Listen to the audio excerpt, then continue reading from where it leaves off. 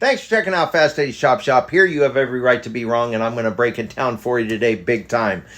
If you're Russia and you were China, what would you be thinking right now? What would you be thinking with a moron in office like Joe Biden?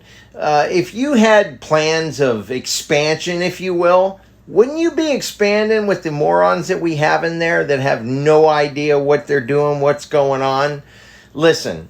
It's more than oil and it's more than money. Of course, it's about oil. Of course, it's about money. But I contend, and I agree with Jordan Peterson, that it is 1,000%.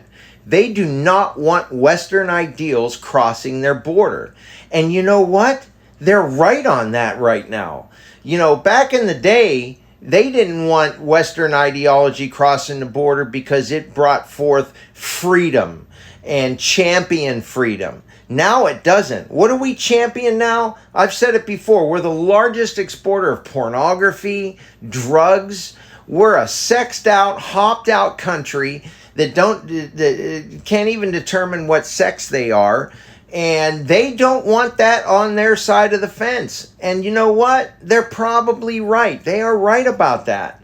And that's what it's really about. That's what, Taiwan, Ukraine, they represent the fence. And they don't want our current ideologies across the fence. Once again, back in the day, they didn't want it because it represented freedom. Now they don't want it because it represents stupidity.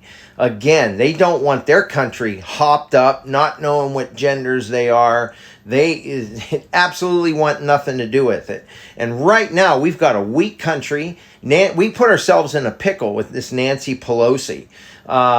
First and foremost, speaking of hopped up and drugged out, what the hell is Nancy Pelosi doing a tour meeting with world leaders? I can't think right now. I actually can't think of a single person in our government that I actually trust. A couple of senators on the Republican side. But it's just silly, guys. We have a weak country, and we need to do something about that.